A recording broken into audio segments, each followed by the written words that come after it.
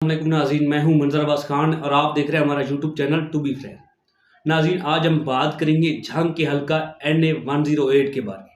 नाज़रीन, वीडियो शुरू होने से पहले हमारे चैनल को सब्सक्राइब कर लें ताकि आने वाली हर वीडियो आपको मौसूल हो सके और आप इलेक्शन की बदलती हुई सूरत हाल से आगाह हो सके। नाज़रीन, इस वक्त जो कि पहले 3 उम्मीदवार थे NA-108 में, इस वक्त 2 उम्मीदवार ऑलमोस्ट फाइनल हो चुके हैं। एक पाकिस्तान मुस्लिम लीग नून की तरफ से और दूसरे तहरीक इंसाफ की तरफ। तीसरे कैंडिडेट थे आज़ाद उम्मीदवार जिनका नाम था इफ्तिखार अहमद खान बलोच, जो कि इस वक्त उनके कागजात नामजदगी मुस्तरद होने के बाद अब वो मैदान से बाहर हो चुके हैं। अब देखना ये है कि वो किस साइड पे होते हैं।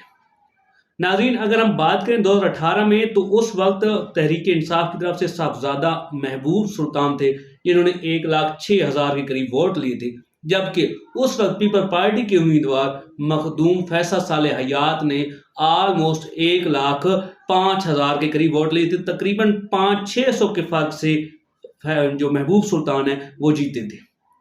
लेकिन अब सूरत हाल यकसर तब्दील है। सूरत हाल इस वजह से तब्दील है कि ये 18 हज़ारी का इलाका है जिसमें तहसील 18 हज़ारी आती है और साथ में मंडी शाह जीवना और कुछ मौजूद शामिल है।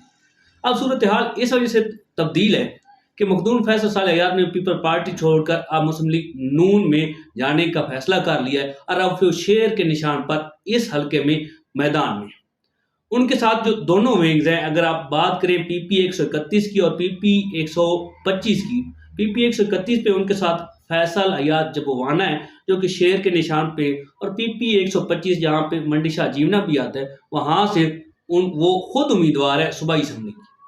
तो अगर हम बात करें तो उनका अपना वोट प्लस फैसल जबवाना और साथ में मुस्लिम लीग नून का वोट, तो ये थोड़ा सा उनको मजीद तकवीत देता है कि वो इस बार कुछ मार्जिन ले सकेंगे। लेकिन अगर हम बात करें महबूब सुल्तान की, तो उनका विंग्स इस बार फिर पूरा है और ये वो वाहिद हल्का है जहां पे दोनों सूबाई असम्बली के उम्मीदवार जो सबका MPA भी रह चुके हैं, यानी कि गुलाम मोहम्मद गाड़ी तहरीक इंसाफ के उम्मीदवार हैं PP 125 से और 131 से जो है आजम चेला है, वो भी मैदान में है और अच्छी खासी कंपेन कर है। मीन उनको गिरफ्तार नहीं किया गया, तो उनकी कंपेन प्लस उनके साथ तहरीक इंसाफ का वोटर, तो ये एक टफ मुकाबला बन रहा था इस हल्के में। जो साहबजादा ग्रुप है उनका बन रहा था मखदूम फैसल साले हयात से। लेकिन हालात चेंज हुए और इफ्तिखार खान बलोच उनके कागजात नामजदगी मुस्तरद जब हुए हैं, तो अब उन्होंने जिन्होंने 2018 में उनकी बेटी ने MNA के ऊपर 65,000 वोट लिए थे, अब वो बाहर हो और उन्होंने अपना जो हिमायत है MPA के उम्मीदवारों को उनका ऐलान कर दिया। लेकिन MNA के ऊपर अभी भी वो सोच रहे हैं, लेकिन उम्मीद यही की जा रही है कि वो साहबजादा महबूब सुल्तान को ही सपोर्ट करने जा रहे हैं, और जैसे उनके बयान से भी लगता है। और अगर वो वहां सपोर्ट करते हैं तो Baloch group plus Sahibzada group plus Tehreek Insaf का वोट, ये उनको बहुत बड़ा एज देगा कि वो अच्छी खासी फाइट से भी अगली वाली पोजीशन पे जा सकते हैं साहबजादा ग्रुप। हाँ, जो उनको एक कमी है वो कमी इस बात की है कि साहबजादा महबूब सुल्तान इस वक्त मैदान में नहीं, जबकि मखदूम फैसल साले हयात अच्छी खासी कंपेन कर रहे हैं। लेकिन दूसरी तरफ जो मखदूम फैसल साले हयात को एक डैमेज है कि वो दोनों हल्कों पे खुद है।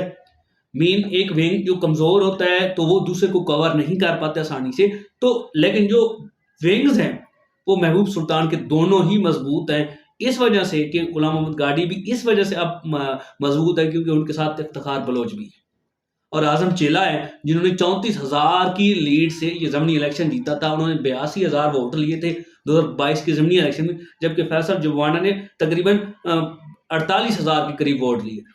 तो ये एक बहुत बड़ा एज है जो महबूब सुल्तान को हासिल है। अगर उनके ये दोनों विंग्स भी कंपेन करते रहे और मुनसिफाना कंपेन करते रहे, उनको वोट पड़ जाए। हाँ, एक असर उनको जरूर हुआ है कि बल्ले का निशान नहीं है, जिसका इफेक्ट जरूर होगा क्योंकि उनके निशानात तीनों को तब्दील है, तो ये उनके ऊपर मेजर इफेक्ट होगा। लेकिन अगर वो मुखलिसाना कंपेन करते रहे ये दोनों विंग, तो साहबजादा महबूब सुल्तान की जीतने के चांसेस हैं और वो ऑलमोस्ट 60% है।